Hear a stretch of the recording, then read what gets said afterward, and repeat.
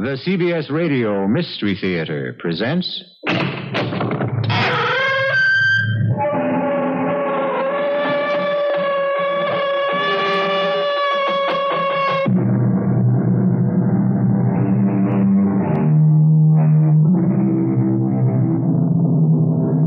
Come in. Welcome. I'm E.G. Marshall. Join me for an interlude in suspense, laden with the chilling fear of the unknown and the unexpected. Out there, in what we are pleased to call the state of nature, the strong kill the weak. Fang and claw provide the only law. Well, man, as you know, is a natural animal. But for countless centuries, he's been trying to change all that, with indifferent success on the whole. But there is hope, because man, after all, has a thing called a conscience. And it works. Not always as promptly or completely as all of us might wish, but it works. And sometimes it may start working before we're even aware of it. Yes, you've always helped me, Walter. You've always been there when I needed you. I wouldn't be alive today if it weren't for you. Well, then why, George? Why are you so angry? I'll tell you why. It's because you're so smug, so righteous, so much better than me. Am I? When did I ever throw any of it in your face? You don't have to. You know, that's all. You just know. I can see that air of superiority oozing right through you. Oh, I'm sorry, George. So am I. But you have just done me your last good turn. George, what are you doing with that gun? What do you think? I'm going to kill you.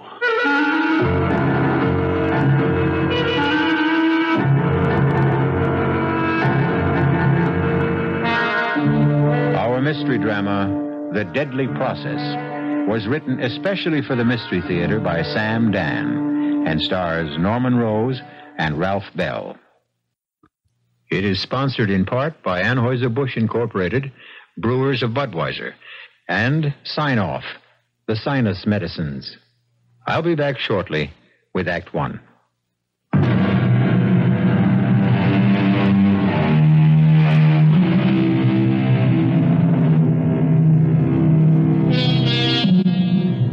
Sometimes a reunion can result in a most traumatic experience. You know, these get-togethers of old army buddies or old college pals. The greatest pain does not really result from the awareness of the thinning hair and the thickening paunch. It comes from the stinging stab of recognition that precious time is now gone forever, and golden opportunity has been irretrievably wasted. And this pain will leave an aching void for a fulfillment that can never come. However, neither Walter Stallings nor George Loomis has arrived at this point of the evening yet. Hey, George, remember the time you had a thing for that Latin professor's wife? Oh, yeah. He was at least twice her age, and she was so frustrated, so unhappy. Well, someone had to bring a bit of sunshine into her life. Poor little girl. Hey, you remember? You were all set to elope with her. I got Red Garrity and Stan Jakowski from the football team to sit on you till I could pound some sense into your head. Oh, I hated you that day, Walter. She only meant it as a gag. I didn't see it then. Actually, Walt, I see a lot of things now. Oh?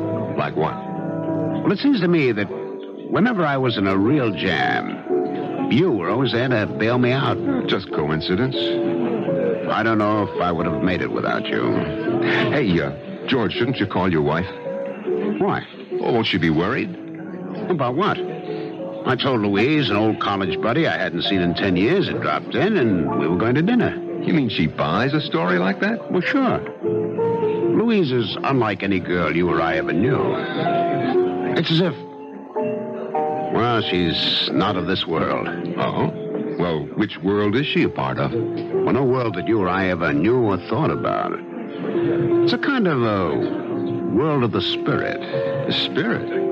Sounds spooky. No. There's a quality to Louise that seems to see. It seems to sense things that are unsaid, unknown. Oh, is that so? Oh, yeah. I think you'd be a shock to her system. New subject. George, why do you think I called you today? You happen to be in town. No. I didn't happen to be in town. I came to see you. I heard that you were with Tricon Chemical. Yeah, I'm just about hanging in there. Yes, but you are head of special research projects. Today. Tomorrow I may be out on my ear. Because you can't come up with an ore reduction process. How did you know? Everybody knows. Here, Tricon's sitting on the world's biggest known ore deposit, and you can't figure a profitable way to bring it up. And that, Walter, may cost me my job. All is not lost, old buddy. Back in college, you remember Professor Pelham? Pelham? Pelham? Yeah. He was the great authority on the reduction of non-ferrous metallic ores, and I was his star Oh, pupil. Pelham, of course. I remember that paper you wrote. The theory was absolutely sound, but the technique was ahead of its time. But the technology exists today.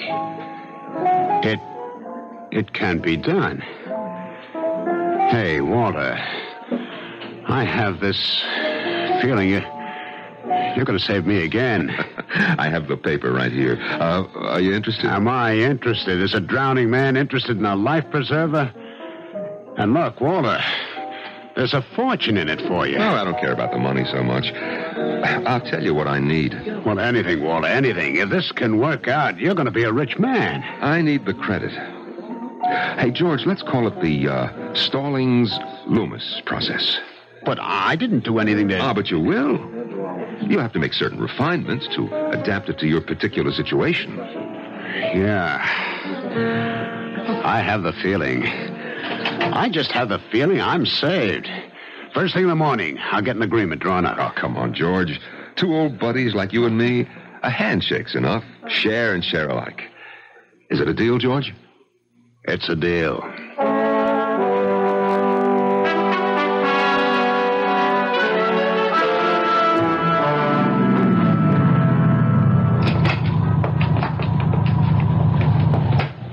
Mr. Loomis? George Loomis?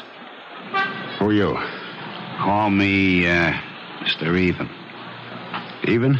Yeah. It's because of what I do. Well, what do you do? I even things up. I don't think I understand. Well, you borrowed some money from some pals of mine. I beg your pardon? And things are kind of shaky. See what I mean? I'm afraid Come on, it's late at night. You want to get home, I want to go home. So these pals of mine naturally eats a lot of dough when they feel consigned. I'll repay the money. These pals of mine, they keep an ear to the ground. They hear things. They hear you may be losing your job. Well, that's ridiculous. Well, that's not for me to say. My pals just want you to know that the dough has got to come through on time, one way or another.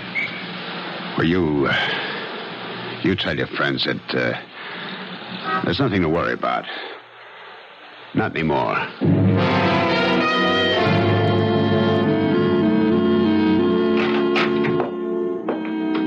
George, darling. Louise. I didn't hear you come home. I didn't want to disturb you, my dear. Why are you sitting up so late? I'm working. Well, you can come to bed now, dear. Well, I haven't finished. George, dear. I know that you've just seen the answer. The answer? The answer to the problem that's been plaguing you for so long. How do you know? I know, dearest. I know. I can see it in your face. You have found the answer, haven't you? I've been considering a new approach. And? And it looks promising. It's a highly technical process. It has to do with the separation of certain metallic ores. Well, anyhow, I think I have it licked. I think I have the answer. The answer? Oh, George, that's what fascinates me. Now, how did you arrive at the answer? Was it a rearrangement of old elements? Or was it the addition of something new? Or was it a sudden flash of insight? Yes, a sudden flash of insight. Oh, darling, I'm so happy. I told you. You trust your subconscious. All the meaningful answers are hidden there.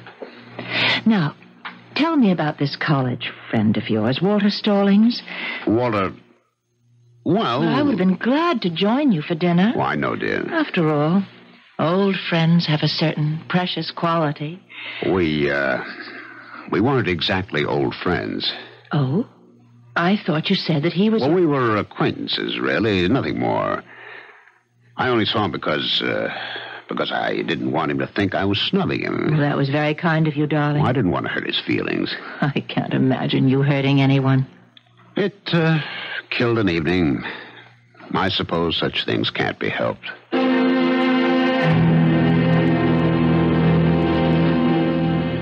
We can expect a production schedule to be set up for the period from the 15th through... Miss Dawson, you'll have to check that date, and with Kelsey and his people, they have those dates. We must also make sure... Oh, George. Hey, Walt. Nice day. Let me shut this thing off. How did I get in here? Well, let's say I sweet-talked that receptionist into looking the other way. Promise you won't fire her. Well, I promise. You are a hard man to see, Georgie. Well, we're swamped here. But I sent my name in. Well, as you can see, I'm dictating. My regular girl is out sick. Yeah. Well, George, how we doing?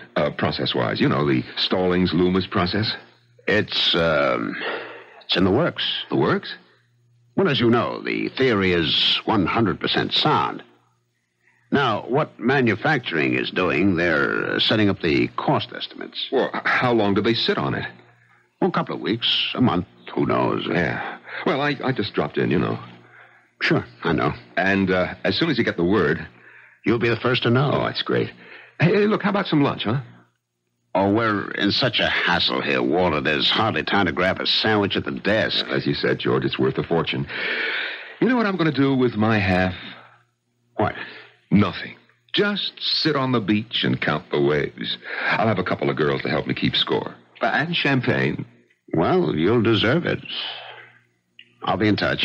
Oh, it occurs to me, you don't know where I'm staying. I'm at the City Line Motor Inn. Oh, well, let me write that down. Yeah, okay. And, look, I really should meet Louise. I'll be on my best behavior. Well, let me check with her and find out what night she's free.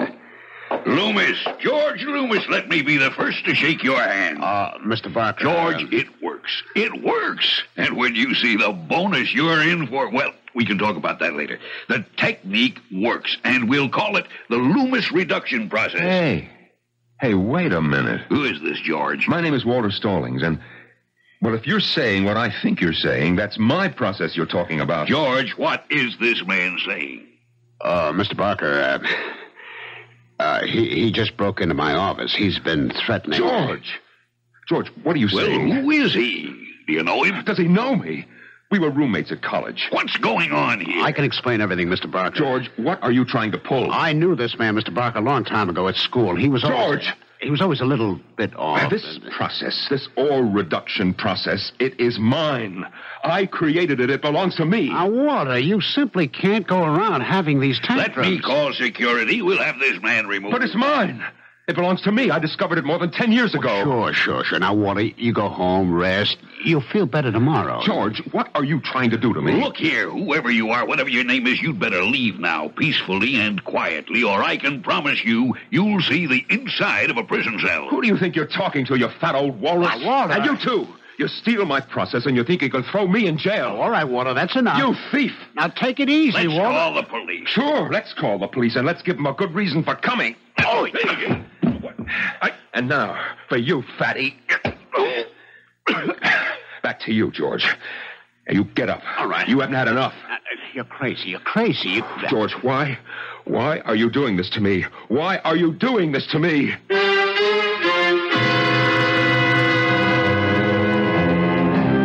Why? We ask why also. And yet, it's the oldest story in the world, isn't it? While half a loaf may be better than none, the entire loaf is best of all. The loaf will have to be sliced, and we shall see who will hold the knife when I return shortly with Act Two.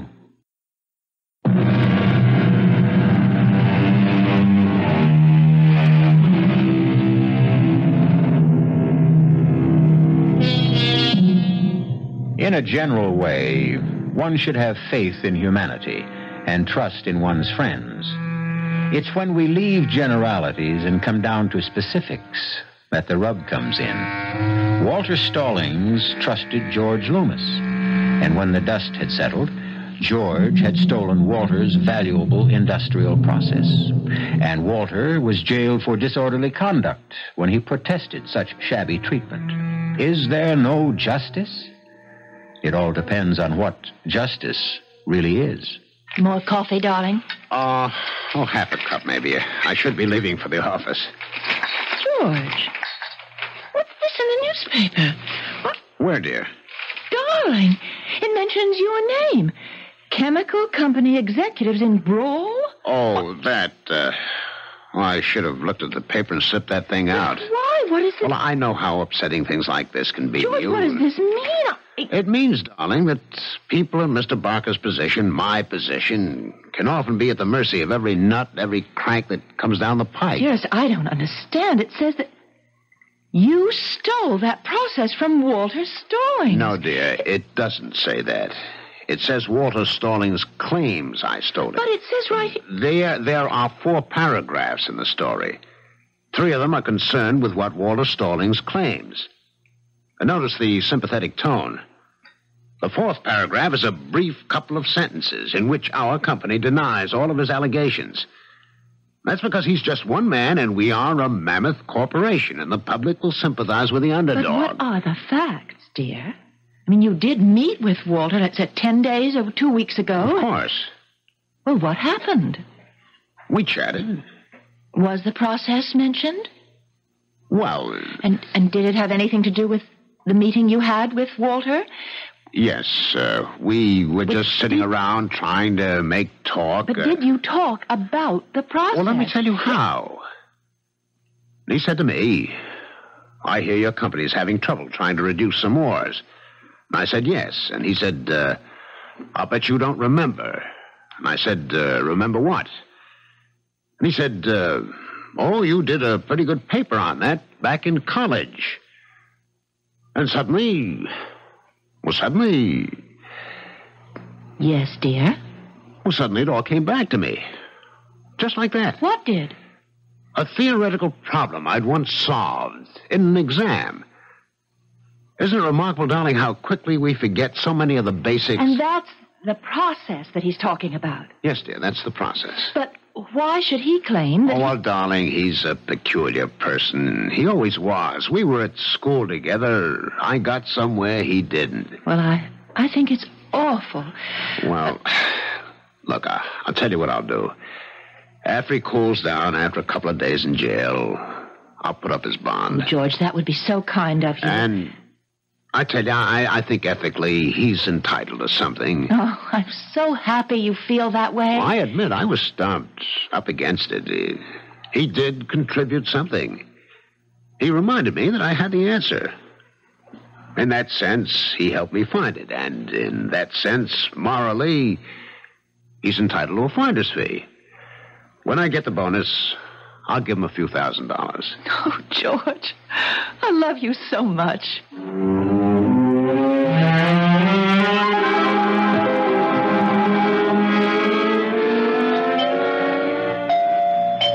George, is that you? No, it isn't George. It's Walter Stallings. And you must be Louise. Yes, who... May I come in? Well... It does look like a china shop. I promise I won't be a bull. What are you saying, Mr. Stallings? Oh, Walter. After all, when a woman's husband steals a man's most precious possession, the woman can at least call him by his first name. But what are you... What am I doing here? Well, I can't get to see George at the office. They have security guards all over the place. Please, Mr. Stallings, Walter, I'll tell you what I'm doing here. I have come to beat the living daylights out of George. What good would that do? I didn't say it would do any good. But, my dear Louise, what is left? Listen, I have a feeling for people. I just know that you're not a bad person. Oh, is that so? Actually, you're a very good man. Now, Walter, Why do you insist that my husband stole your formula? Because it's the truth.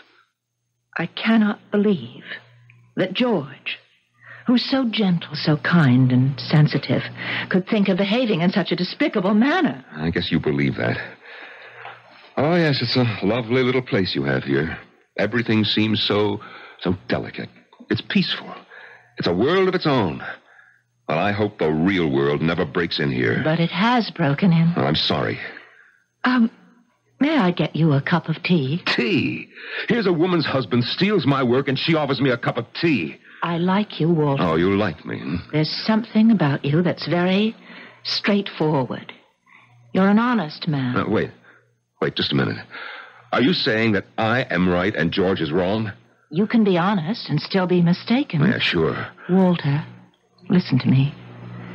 Try to shed your anger. I am entitled to my anger. I know what happened.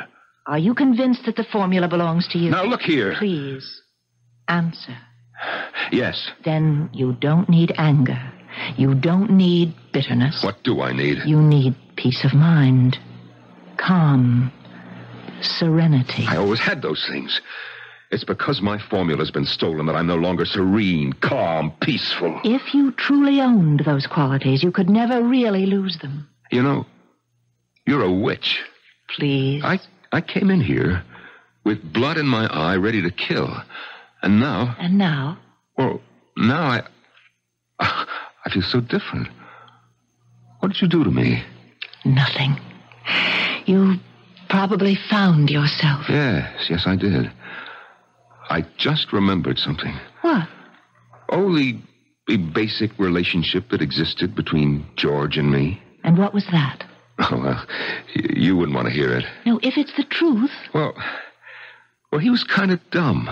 I was always getting him out of jams. That's how you saw it. This is typical of the stupid things he's always done. You're not supposed to be angry, remember? Oh, I'm not angry. I bear him no malice. It's his way, and he can't help it. Why did I blow my stag? Oh, wait a minute. Good Lord, I have my proof. You mean what appears to be proof? Pelham. Professor Pelham. Who? My old metallurgy prof. He's an internationally respected authority. He'd remember. I'm sorry, Louise.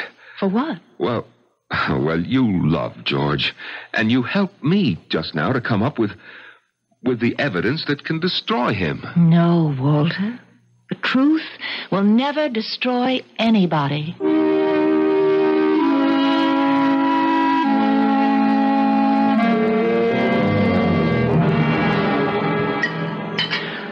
I had a visitor this afternoon. As a matter of fact, he just left. Oh?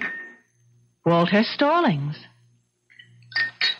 Walter... He's really a very sweet person. Louise, the man is violent. No, he's just troubled, confused. Look, if he even made so much as a hint of a threat... We became friends.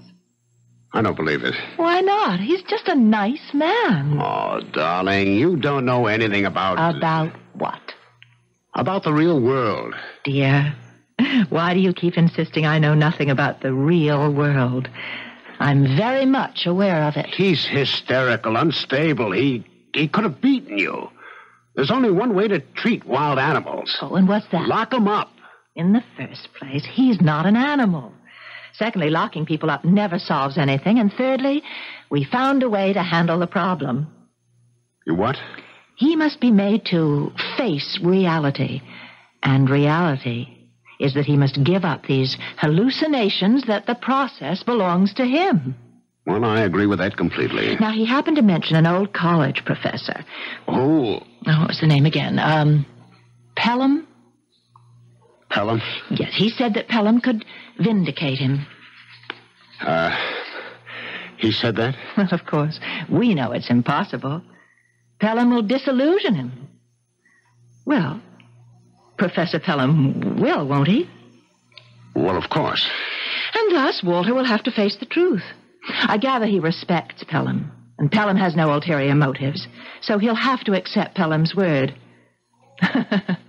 So you see, my darling, these things always work themselves out. You don't need violence, force, and... Where are you going? Oh, I forgot to tell you. I'm due back at the shop. You have to work again tonight. I'm afraid so. Oh, well, try not to stay too late. Well, I mustn't make a promise I can't keep. I'm afraid I'll be out very late.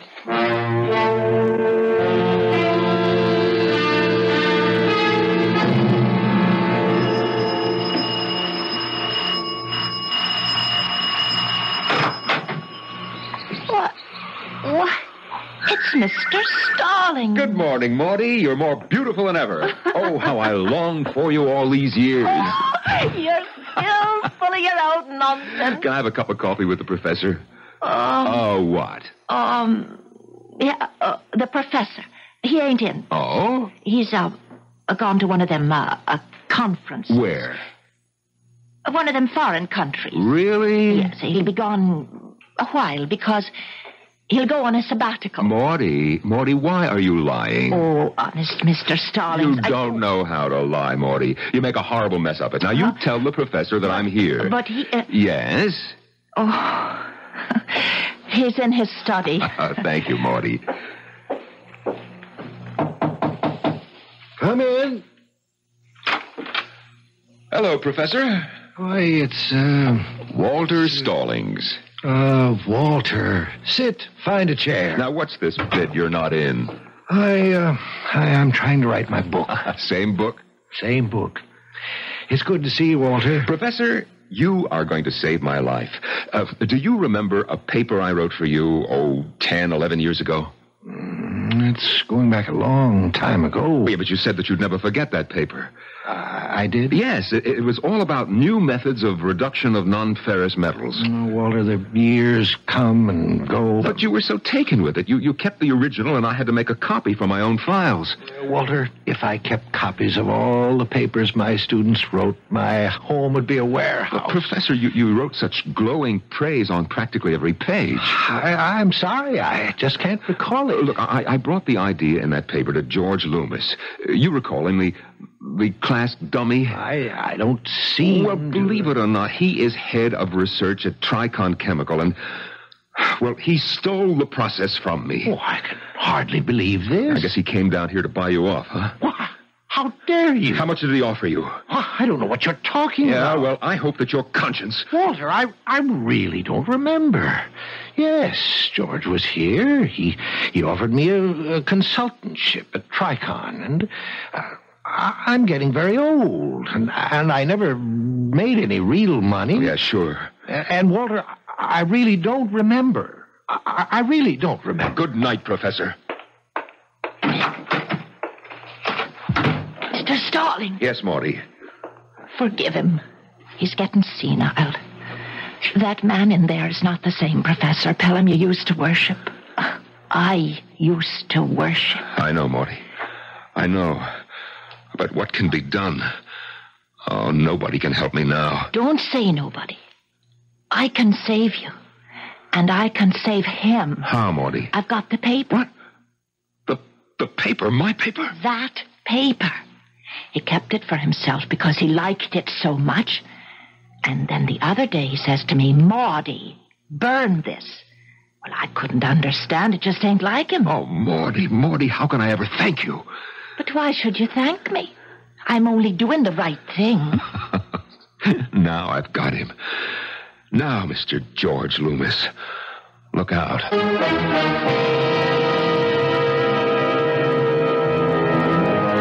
He stands there, Walter Stallings, holding a sheaf of technical-looking typewritten pages. A treatise written with youthful enthusiasm as part of a college exercise. And now... it determines the profits of $1 billion international corporation and the lives of at least 3 human beings. We'll see where the process leads us when I return shortly with Act 3. This is WBBM Chicago.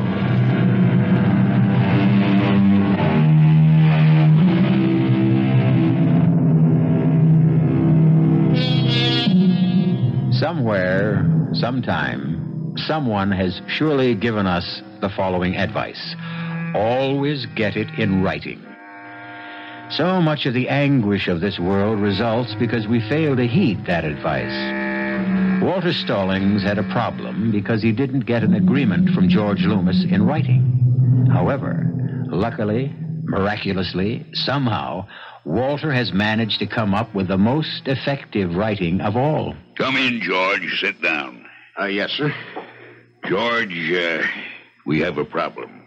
Stallings is taking us to court. He hasn't a leg to stand on. Are you sure? He's a crank. It's one of those nuisance things. Are you sure? He has no proof. Nothing. Written? Oral? Absolutely none. Then we have to fight him. But something bothers me. What's that?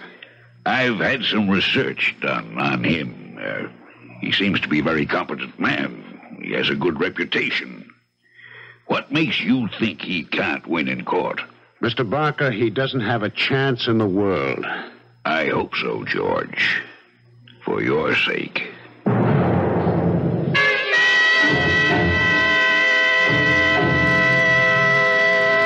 Oh, Miss Dawson? No. I won't see anyone. Just tell him I'm out of town. Hello. Now, look here, Mr. Mr. Even. You still owe my pal some money. Look, I received a promotion. I'm getting a bonus. Yeah, that was as of yesterday. But I am getting a bonus. Yeah, but today is a lawsuit. Oh. Yeah, Well, what does it mean? Big corporations are constantly being sued. Regardless, if this guy wins... He can't win. If he wins, where would it leave you? Out of a job and broke. You see the position I'm in. As a starter, I'd have to bust your legs. Well, he can't. He what? Can he win? He has a chance. Okay. So now I know where we stand. I know what I gotta do. I may be wrong. He has to have no chance at all.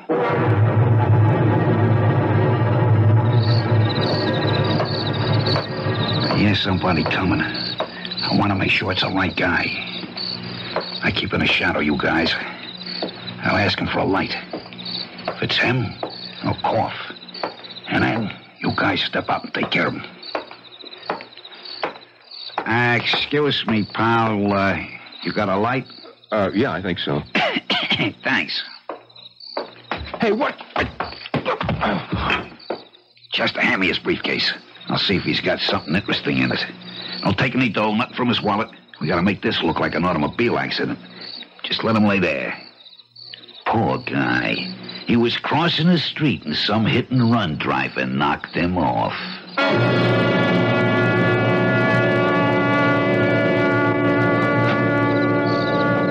Mr. Stallings. Walter. Of course, Walter. Please, come in. Thank you. Walter? Yes? Is something the matter? Why do you ask? There's something about you that... Yes. I don't know. It's as if you're not really here. As if I'm... Imagining it? No. This isn't a dream or a delusion. I'm awake. I know I'm awake. Look. Hold out your hand. I'd like to touch you. Walter, let me touch your hand. Walter? Walter? Where are you? Now, darling, it must have been an illusion of some sort. But I'm so positive. When did you say it happened? Exactly 9 o'clock. I was just about to listen to the news. Darling, here is why he couldn't have been here. George, why do you insist? Because at 7 o'clock he was found by a police car. What? A hit-and-run driver. Oh, no. He was taken to the hospital. He was... Dead? Almost. He's in a coma. He's not expected to live. But he was here. No, darling. I saw him. We spoke. Darling, it's your imagination. I'll go to him. I'll go to the hospital. You can't. How would it look? It would look like what it is, a visit from a friend.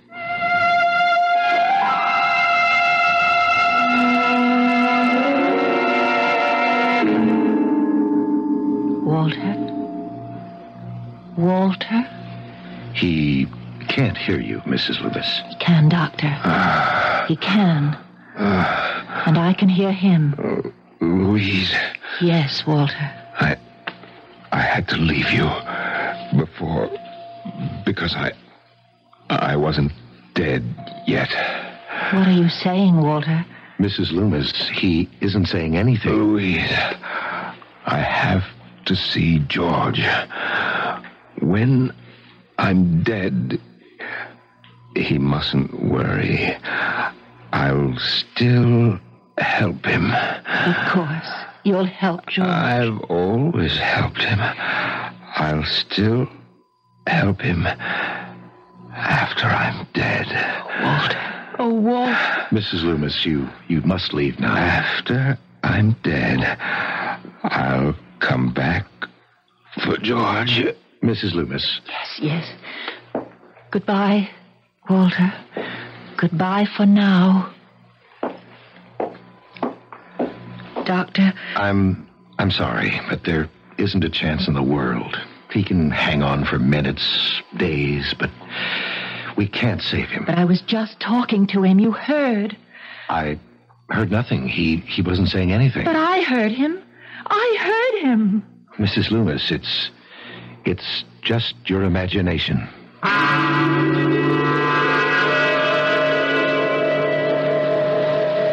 Taxi. You don't need a taxi, George. I got a car right here. Step inside. Where did you come from? We won't take up too much of your time. Let's drive through the park, Chester. It's such a nice day. What do you want? I paid off your friends. I got lots of friends. Like, I got a friend who tells me if he could get his hands on Tricon's proposed development program, it would be worth a fortune. Certain people. I dare say it would, but I have no use for espionage of any kind. When can you let me have the plans? I don't think you hear me. You're the one who don't understand. Isn't listening. You give me some papers. They describe that ore process. Nobody else knows but the two of us. You can't keep asking me to do anything like that. You can't. Now, sooner or later, I have to be caught. You know what that is, Georgie? That's life.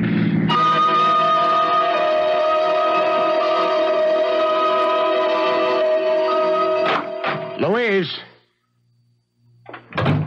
She isn't home. What? Walter. Well, I thought you were in the hospital. No. I'm dead. What are you saying? You're here? Yes. I'm here, but I'm dead. Look, either you're crazy or I'm crazy. George, I'm here because you sent for me. I sent for you? You always sent for me, George, one way or another. You always used to bring me all your troubles. Yeah. And you're always so helpful. Maybe that's why I hated you. You always knew best. You were always right. I couldn't help that. Once, just once, I wanted to get the better of you. That's why I had to take your process. I had to. Yes. Oh, you need me, George. You're in trouble again. That's a lie. Look ahead, George. 6 months, a year from now, you'll be completely disgraced. That isn't true. It's starting right now. George, that's why I'm here. That's why you wanted to see me. I have to bail you out again. What can you do? Come with me, George. Come where? Where I'm going. Where's that? I don't know yet. Let's go for a little walk. A nice, pleasant little walk down along the river.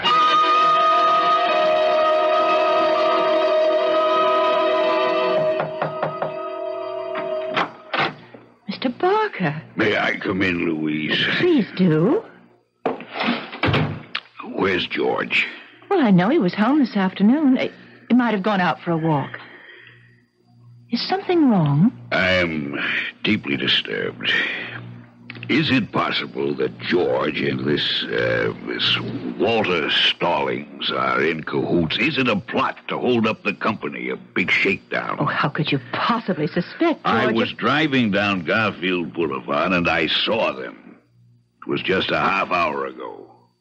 Saw whom? George and this Walter Stallings. But you couldn't have. They were walking down the street together. You saw it? Like two long-lost friends. Are you sure? Well, young lady, I'd never make a mistake. I know what I saw. But Walter Stallings is in the hospital in a coma.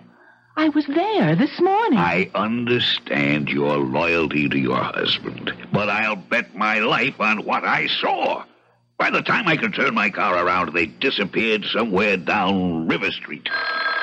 Oh, excuse me. Do you mind if I answer that, Mrs. Loomis? If that's George, I want to confront him without your... Certainly, Mr. Barker. Hello? Is Mrs. Loomis there? Who's calling? This is Dr. Coleman. You can tell me first. Walter Stallings is dead. What? We did all we could. He died an hour ago. But I just saw him on Garfield Boulevard. Oh no, sir. You were mistaken. Will you tell Mrs. Loomis? Yes. Yes. I'll tell Mrs. Loomis. Walter Stallings is dead, isn't he? I guess I was mistaken. I understand, Mr. Barker. Funny. But I did see him. I promise you won't say anything to George when you see him. I promise. I won't say anything to George. If I see him.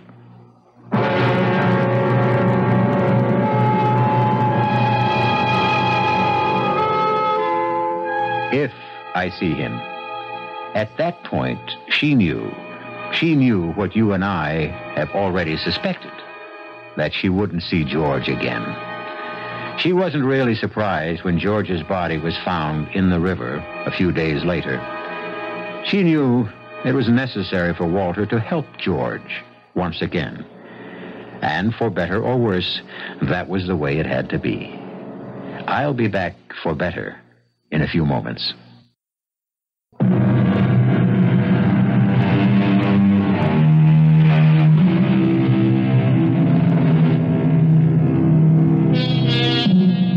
George Loomis, Walter Stallings. A bond, a mysterious, unbreakable bond forged between two men. Neither asked for it, neither even wanted it. But in life and in death, they would be inseparably linked. And talking about the bonds that link, we hope you'll be bonded to your set for the next mystery tale. Our cast included Norman Rose, Ralph Bell, Marian Seldes, Bob Maxwell, and Jackson Beck. The entire production was under the direction of Hyman Brown. Now, a preview of our next tale. I can't live with all this talk of astral bodies, and I can't understand it, and I don't like it. Don't try to understand it. I'm not going to try, Adam. I'm leaving you. That's absurd. No, as soon as it's light, I'm going to drive into town and take a room in a hotel. I'll follow you. I'll follow you and bring you back. It won't do any good. I'm going now, Adam. Tessa, something's happening. What is it? What's happening to me? I can't stay on the bed. Tessa, hold me down. Don't let me. I'm rising in the air. I'm floating. Come back. Hold me down. Adam, no. I wasn't ready for this. Adam, I'm leaving. Come back. Hold me down. Tessa! Radio Mystery Theater was sponsored in part by Buick Motor Division and new sugar-free Diet 7-Up. This is E.G. Marshall inviting you to return to our Mystery Theater for another adventure in the macabre. Until next time, pleasant dreams.